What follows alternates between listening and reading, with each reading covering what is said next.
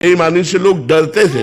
हमने कई बार बताया कि हम बच्चे थे, हमारे घर में गेहूं बेचा गया, क्योंकि किसान आदमी के यही धन प्राप्ति का उपाय था। तो जैसे स्कूल की फीस देनी है या उससे तो अन्न नहीं बेचा जाता, तो वो 100 रुपए का बिका, तो बेचने से उसने 110 रुपए दे दिए।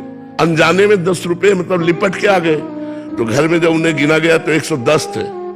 तो पिताजी ने कहा पूरे पैसे लेके जाओ और उसके सामने गिन के दिखाओ कि तुम्हारे 10 ज्यादा है, 10 वापस करके आओ। तब वो 10 वापस कर, नहीं तो मान लो ऐसी स्थिति में जहां 100 रुपए का गेहूं बेचा जाता है वहां 10 रुपए काफी लाभ है, लेकिन नहीं, बोले पूरे रुपए ले जाओ और उसके सामने गिनो और गिन कर दिखाओ कि 10 तुम्हारे ज्यादा है, उनको दे के आओ। तो ऐसे पिता के होने के कारण ही तो भगवान के मार्ग में चल पाए हम। अगर ऐसे माता पिता ना होते, धर्मात्मा महात्मा ना होते, तो हम कहां से महात्मा पैदा हो जाते। तो पहले हमने देखा पुराने जमाने के जो नियम थे वो ईमानदारी वाले थे। बेईमान, आप उनकी शरण में चले जाओ, वो मर सकते हैं लेकिन आपका बाल बांका नहीं होने सकते। वो आज धोखा है, वही आदमी आपको मार सकता है। और पहले था मेरी शरण में आया है, चाहे मेरी जान चली जाए लेकिन मैं इसको कभी अहित नहीं होने। पहले विश्वास, धर्म, ये सब। अब धीरे धीरे कलयुग का ऐसा समय आता जा रहा है कि विश्वास और धर्म एक कोने में समेटता चला जा रहा है, अधर्म और अविश्वास ये बढ़ता चला जा रहा है। पति पत्नी में विश्वास नहीं, मतलब आप देखो विश्वास कितना कम हो गया कि पति पत्नी तो एक शरीर के 2 हिस्से समझो, पति पत्नी को, उनमें विश्वास नहीं। तो ये जब हम धर्म से चलेंगे, भगवान का नाम जप करेंगे, भगवान के आश्रित रहेंगे, तो हमारा जीवन बड़ा सुखी रहेगा, शांति रहेगी। जिस शांति की खोज हम बाहर कर रहे हैं वो हमारे हृदय में है। और अगर शांति है तो सबसे बढ़कर धन है। दुनिया का धन एक तरफ और संतोष धन एक तरफ। अगर हमें संतोष और शांति प्राप्त हो गई तो सबसे बड़े हम धनी हैं। इसलिए हमें हीनता का भाव नहीं रखना चाहिए। अभिमान जनित हीनता यही होती है कि काश मैं भी ऐसा बन जाता, और जल रहा है अंदर, ऐसा नहीं होना चाहिए। अमन जी जयपुर से। राधे राधे महाराज जी। महाराज जी, क्या नाम सुनने और नाम जप करने का फल अलग अलग होता है? मैं जप नहीं कर पाता लेकिन श्रवण कर लेता हूँ। नहीं, काम नहीं बनेगा। बराबर श्रवण थोड़ी करते हो, 24 घंटे बराबर श्रवण थोड़ी करते हो। तो नाम जप क्या है कि जैसे सांप अंदर बिल के बैठा हुआ है और ऊपर से लाठी चलाओ तो सांप के ऊपर कोई फर्क पड़ेगा क्या? ऐसे ही हमारा जो मन है वो अंदर है, हृदय में है, और कान से हम सुन रहे हो, मन संसार का चिंतन कर रहा है। आराम से कर रहा है कि नहीं? आप देखना, जब आप कान से सुन रहे हो तो देखना वो संसार का चिंतन कर रहा है, उस पर कोई फर्क नहीं पड़ रहा। अब उससे जपो आप, राधा राधा राधा, मन से जपो आप, अंदर तुम स्वयं जपो तो वो लगेगा, फिर नाम जप में लगेगा। तो कभी श्रवण कर लिया और कभी नाम जप भी किया। केवल श्रवण बराबर थोड़ी करते हो, थोड़ी देर किया इसके बाद खत्म। तो श्रवण में मन चंचल बना रहेगा, लेकिन जब मनन करेंगे तो स्वयं को मन को लगना पड़ेगा। इसलिए नाम जप करो स्वयं, कभी श्रवण कर लिया और कभी सुमिरन कर रहे। श्रवण कथन सुमिरन सेवन चितलावहि। श्रवण कथन, श्रवण भी किया, कभी गा भी रहे हैं, कभी सुन भी रहे हैं और कभी जप भी रहे हैं। अंदर ही अंदर उसको सुमिरन कर रहे हैं, तब काम बनेगा। प्रधान कार्य श्रवण और कथन का तो सुमिरन ही है। सब साधनों का फल यही है कि अंदर ही अंदर हमारे भगवान का नाम चलने लगे, तब हमारा परम मंगल हो जाएगा, सारे पाप नष्ट हो जाएंगे। वैसे श्रवण मंगलम, भगवान की कथा, भगवान का नाम, भगवान की चर्चा श्रवण मंगलम, सुनने मात्र से मंगल कर देती है। लेकिन मन को लगाने के लिए हमें अंदर जप भी करना पड़ेगा, सुमिरन भी करना पड़ेगा। शिवम शर्मा जी गोवर्धन से। राधे राधे महाराज जी, आपके चरणों में कोटि कोटि प्रणाम। महाराज जी, आप हम ब्रिजवासियों की महिमा बताते हैं महाराज जी, लेकिन महाराज जी हम लोगों से संत वैष्णवों की निंदा बहुत होती है। प्रभु जी श्री कृष्ण कहते हैं कि जो मेरे भक्तों के प्रति अपराध करता है मैं उसे कभी क्षमा नहीं करता। महाराज जी, हम क्या सुधार करें? हाँ, नहीं करना चाहिए। देखो, आप तो ब्रजवासी हो। जब भगवान के जय विजय पार्षद ने संत सनक सनंदन सनातन सनत कुमार को रोक दिया तो उनको गुस्सा आ गया कि हमें तुमने क्यों रोक दिया। तो उन्होंने शाप दिया, जाओ 3 जन्म के लिए तुम असुर भाव को प्राप्त हो, दैत्य भाव को प्राप्त हो, क्योंकि तुमने यहाँ असुर भाव प्रकट किया। तो भगवान के दिव्य धाम के दिव्य पार्षदों को 3 बार रावण, कुंभकर्ण और हिरण्यकश्यप और हिरणाक्ष, शिशुपाल और दंत्रवक्त, ये 3 अवतार लेने पड़े जय विजय को। तो भगवान भी अवतार लेकर उनका उद्धार करते रहे यद्यपि, लेकिन ये प्रसंग बताता है कि यदि भगवान के तुम निजी पार्षद भी हो और अपराध संतों का कर दोगे तो तुम्हारी दुर्गति हो जाएगी। इसलिए संतों की निंदा नहीं करनी चाहिए, चाहे वो ब्रजवासी हो, चाहे ब्रजवासियों को संतजन मानते हैं तो संतों को ब्रजवासी भी बहुत प्यार करते हैं, लेकिन किसी भी संत की निंदा मत करो।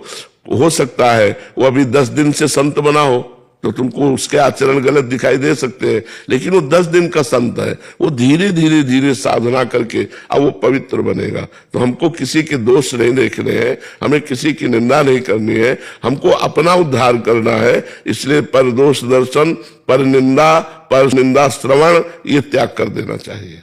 प्रतिभा दुबे जी।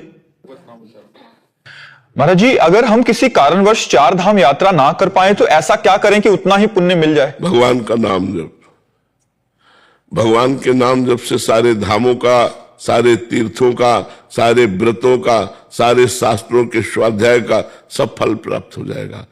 भगवान का नाम जप, ब्रह्म राम ते नाम बड़, वरदायक वरदान। भगवान से भी बढ़कर के भगवान का नाम है जो वर देने वालों को भी वरदान देने की सामर्थ्य रखता है। ब्रह्म राम ते नाम बड़, वरदायक वरदान। इसलिए भगवान का नाम जप करो तो आप परम पवित्र हो जाएंगे। अपवित्र पवित्रो वा सर्वावस्थांगतो पिवा यह स्मृत पुंडरीकाक्षम सवायाभ्यंतरा शुचि। वो बाह्य और अभ्यंतर दोनों से परम पवित्र हो जाता है जो भगवान का नाम जप करता है। सारे तीर्थ भगवान के द्वारा ही बनाए हुए हैं और जो भगवान को भी अधीन कर ले वो भगवान का नाम है। इसलिए भगवान का नाम जप करो, चारों धामों की यात्रा का फल आपको प्राप्त हो जाएगा। तनिष्का भारद्वाज जी। राधे राधे महाराज जी। महाराज जी, ऐसा क्यों होता है कि कभी हमें भगवान से एक जुड़ाव सा महसूस होता है, पर कभी कभी जब उनकी जरूरत हो तो हमें लगता है कि भगवान हमसे दूर हैं? वो जुड़ाव नहीं होता है, 3 गुणों का प्रभाव है। जब सतोगुण आएगा तो भगवान अच्छे लगने लगेंगे, भक्ति अच्छी लगने लगेगी, साधु संग अच्छा लगने लगेगा। जब रजोगुण आएगा तब भोग अच्छे लगने लगेंगे, भगवान के सामने पर्दा सा ढक जाएगा। और जब तमोगुण आएगा तो निद्रा, आलस्य, हिंसा, क्रोध, प्रमाद ये सब बातें आ जाएंगी। तो ये 3 गुणों का चक्र सबके हृदय में चलता रहता है। जो भजन के द्वारा इन 3 गुणों को जीत करके त्रिगुणातीत हो जाता है उसके ऊपर फिर प्रभाव, वो फिर एक रस भगवान की भक्ति में डूबा रहता है। जब तक हम 3 गुणों के अंतर्गत हैं तब तक हमारे भाव बदलते रहेंगे। जो गुण आएगा वो अपना प्रभाव हमको दिखाएगा। इसलिए हमको हर गुण के प्रभाव में नाम जप करना है, तो हम गुणों से पराजित ना होकर फिर त्रिगुणातीत हो जाएंगे। तो चाहे जो गुण आवे, चाहे रजोगुण आवे, चाहे तमोगुण आवे, चाहे सतोगुण आवे, मन लगे चाहे ना लगे, सुख मिले चाहे ना मिले, भाव बने चाहे ना बने, हमें राधा राधा राधा राधा रटना है, जिससे ये 3 गुणों से हम ऊपर उठ जाएंगे। अभी जुड़ाव नहीं है, वो तो सतोगुण का लक्षण है। अंशुल जी। राधे राधे महाराज जी। महाराज जी, आप कह रहे हैं कि आपको आपके शरीर में ना महाराज जी अभी एकदम किडनी फेल हो गया। किसके? महाराज जी, लास्ट 6 महीने में ही 80% किडनी डैमेज हो गई है, अभी 20% बची है, उसका इलाज चल रहा है मेरा। तो गाइडेंस चाहिए महाराज जी, मार्गदर्शन चाहिए कि ऐसे में क्या करना चाहिए। हम तो बच्चा भगवान के सहारे हैं और भगवान का नाम जप करते हैं। हमारी तो 100% फेल है, तुम्हारी तो 80% फेल है। हम तुम्हें गाइडेंस क्या करें, हम शरीर में नहीं रहते, शरीर को पीड़ा, हम शरीर के दुख सुख में नहीं रहते हैं। अब बचपन से अभ्यास किया है और भगवान की शरण में, तो ये कला आपको थोड़ी मिल जाएगी, क्योंकि आप भगवान से जुड़े नहीं हैं, भगवान में चित्त अर्पित नहीं किया है। तो जब तक भगवान में चित्त अर्पित नहीं किया जाता तब तक ये दुख सुख और सब। अब न मरने की चिंता है, अगर भगवान में चित्त जोड़ दो तो आनंदित हो सकते हो, नाम जप करो तो आनंदित हो सकते हो। हाँ, आप निराश मत होइएगा, आप निराश मत होइएगा, अच्छे डॉक्टर से मिलिएगा। हो सकता है आयुर्वेदिक डॉक्टर ऐसा मिल जाए, होम्योपैथिक डॉक्टर ऐसा मिल जाए, या वो जो थेरापी करते हैं ऐसा कोई मिल जाए। आप एक बार प्रयासरत रहिए, भगवान से प्रार्थना कीजिए और नाम जप कीजिए और निराश बिल्कुल मत होइएगा। इसमें सबसे ज्यादा होता है कि जब हमारे शरीर में कोई रोग होता है और हमें इस बात का पता चलता है तो हम टूट जाते हैं, हम निराश हो जाते हैं, हम उदास हो जाते हैं। ये नहीं होना चाहिए। इसका बहुत बड़ा रोग पर प्रभाव पड़ता है। देखो, अगर हम प्रसन्न न रहे तो हम गिर जाए। हम हर समय प्रसन्न रहते हैं, भगवान के बल से हर समय प्रसन्न रहते हैं, इसलिए हम स्वस्थ जैसे रहते हैं।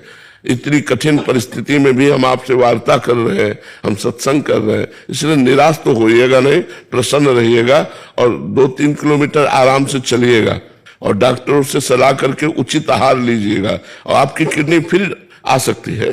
आप प्रयासरत रहिए, निराश मत होइएगा, ठीक है। हर्षित जी, राधे राधे महाराज जी। महाराज जी, श्री जी से प्रेम कैसे हो? प्रेम के लिए तड़पन। प्रेम मूल यह नाम है, प्रेमी रसिक जपत यह नाम, प्रेम मगन निर्बन विश्राम, श्री हरिवंश जहां है। अगर हम प्रेम का मूल नाम है और इस नाम को खूब जप करें तो इसी से प्रेम प्रकट हो जाएगा। पहले नाम अनर्थ की निवृत्ति करता है, पाप का नाश करता है, फिर धीरे धीरे भाव आता है, फिर धीरे धीरे अनुराग प्रकट हो जाता है। पर ये लंबा सफर चलेगा। जब हमारा रात दिन भजन होगा तब हमें भगवत प्रेम होगा। 24 घंटे उठते बैठते चलते फिरते खाते पीते काम करते एकांत में बैठते हर समय नाम जप करो, इसी से प्रेम प्राप्त हो जाएगा। भजन न सेनी प्रेम की, भजन न होई संग बिनु, भजन बिना नहीं प्रेम, छिन्हू भजन न छाड़िए धरिए या ध्रुव नेम। बिना भजन के प्रेम नहीं होता और बिना महापुरुषों के संग के भजन नहीं होता। जब संतों का संग होता है तब हमें नाम में प्रीति होती है और जब नाम में प्रीति होती है तो भगवान में प्रेम हो जाता है। राधिका जी सोनीपत से। राधे राधे गुरुजी। गुरुजी, आपने सत्संग में प्रेम भक्ति के विषय में बताया। प्रेम भक्ति में कामना नहीं रहती, कामना के त्याग करने पर ही प्रेम भक्ति का प्रादुर्भाव महाराज जी कैसे होता है? कृपया मार्गदर्शन करें। देखो, जब तक हमें अपने शरीर और शरीर संबंधियों से मोह होता है तभी तक कामना होती है। यदि हमारा शरीर भगवान को अर्पित हो जाए और सारे संबंध भगवान को अर्पित हो जाए, सारे संबंध, नाथ सकल संपदा तुम्हारी, मैं सेवक समेत शुद्ध नारी, परिवार का संबंध भगवान के चरणों में, शरीर का संबंध भगवान के चरणों में, तो हमको भगवान की तरफ से ये ज्ञान प्राप्त होता है कि हमारे भगवान सर्वज्ञ हैं। सर्वज्ञ अर्थात सब कुछ जानते हैं, सर्वशक्तिमान, वो सब कुछ कर सकते हैं, सर्वत्र वो सब जगह विराजमान है। तो जो सब कुछ जानते हैं, सब कुछ कर सकते हैं, सब जगह विराजमान है, वो मेरे प्रभु हैं। तो मुझे फिर क्या मांगना? क्योंकि कोई अल्पज्ञ तो है नहीं कि उनसे को बताना पड़ेगा कि हमें क्या आवश्यकता है। तो जो वो विधान कर रहे हैं वो मेरे लिए परम मंगलमय है। जोई जोई प्यारो करे सोई मोहि भावे, भावे मोहि जोई सोई सोई करे प्यारे। जब उपासक अपने आप को पूर्ण भगवान को समर्पित कर देता है तो उसकी कामना नष्ट हो जाती है। इस समर्पण में जादू है, इस समर्पण में एक चमत्कार है कि उसके अंदर कोई कामना नहीं रह जाती। और जहां कामना का नाश हुआ तहां भगवान की प्रेम लक्षणा भक्ति प्रकट हो जाती है। सकल कामना हीन जे राम भगति रस लीन। भगवान की भक्ति के प्रेम रस में वो उपासक लीन हो जाता है, जिसकी कामनाएं शांत हो जाती है। सबसे बड़ी कामना शरीर भोग की रहती है। त्रिभुवन में इसका बहुत बड़ा प्रभाव है काम का। अगर ये काम वासना थोड़ी भी चिंगारी बची रही तो 2500-50 वर्ष साधना करने पर जहां इसको अवसर मिला भोग का, तहां ये ज्वाला बन जाती है। इसलिए उपासक को ऐसा नहीं समझना है कि मैं निष्काम हो रहा हूं, मेरे अंदर कोई कामना नहीं। भगवत